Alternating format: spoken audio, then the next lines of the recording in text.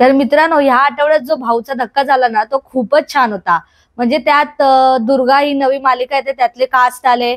अजून एमर्जन्सी करून एक हिंदी चित्रपट येतोय, कंगना रनावत आणि श्रेयस तलपदेचा. ते लोक पण आले. खूप त्यांनी मजा केली. म्हणजे खूप सारे टास्क खेळले, जे हेलियम बलूनचा होता आणि त्याने डायलॉग्स बोलायला खूप मजा आली. आणि ह्या भाऊच्या धक्क्यात सर्वात चांगली गोष्ट झाली म्हणजे ते जान्हवीला जेलमध्ये टाकणे. म्हणजे तिच्या करामती इतक्या वाढल्या होत्या की बिग बॉसच्या या सुंदर घरात त्यांनी जेल टाकलंच नव्हता. की त्यांचं काहीतरी वेगळं म्हणणं असेल की नको जेल टाकूया, काहीतरी वेगळी शिक्षा देऊया. पण त्या जान्हवीच्या करामती इतक्या वाढल्या, तिने इतका म्हणजे सिनियर ऍक्टरवर तर बोललीच, त्याच्याबद्दल काय नाही म्हणणं.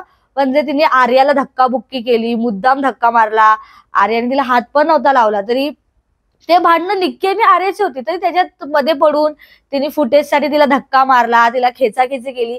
त्यासाठी तिला बिग बॉसने उत्तम शिक्षा दिली आणि एक खास जेल तिच्यासाठी बांधला गेला आणि त्याच्यात तिला टाकलं. हे खूपच छान होतं. म्हणजे आणि त्यानंतर पण तिला असा वाळीतच टाकलं रितेश देशमुखने, की मला हिच्याबद्दल बोलायचंच नाही, हिचं नावच घ्यायचं नाही. ते त्यांनी खूपच छान केलं. म्हणजे कुठेतरी त्या लोकांना, ते जे हलक्यात घेत होते रितेश देशमुखला, ते कुठेतरी थांबवणं गरजेचं होतं. आणि हे जे केलंय ना, त्यामुळे त्यांच्या अख्ख्या टीम ए ला धक्का बसलाय. ते खूपच छान केलं. आणि त्यासोबतच घनश्यामसाठी, म्हणजे घनश्याम, रितेश देशमुख असे बोलले की घनश्याम या हप्त्यात दिसला नाही, पण त्यासाठी एक सेपरेट टास्क ठेवूया. तर त्याला सेपरेट टास्क दिला. त्याला होते की चिन्ह तू सांग सर्वांना. तर तो चिन्ह देत होता आणि त्याचे एक रिझन स्वतः रितेश देशमुखला पण पटत नव्हते. तो बोलला, ह्या काय रिझन देतोय तू, तुला तरी पटतोय का? पॅडी पण बोला, तुला तरी पटतोय का?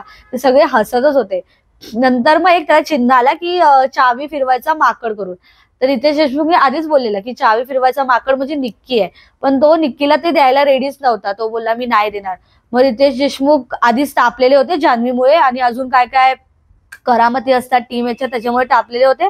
तर त्यामुळे त्यांनी घनश्यामवर पण भडकले की ते बरं, त्यांचं पण बरोबर होतं. त्यांनी घनश्यामला असं बोललं की तू एलिमिनेट होणार की नाही ते मला माहित नाही, पण तू माझ्याकडनं आता नेक्स्ट टाइम अपेक्षा नको ठेवू. तो एकदा हफ्त्यावर दिसत नाही ना, टास्क खेळत ना, स्ट्रॅटेजी केलं. त्यांच्या टीम याच्या फक्त मागे मागे करायचं. तुझ्यासाठी खास टास्क दिला, त्यात पण तू त्यांची मतं मांडत नाही. तर ते पण त्यांचं खूप बरोबर होतं. आणि ह्या हप्त्यात सर्वात कौतुक झालं म्हणजे आर्याचं झालं.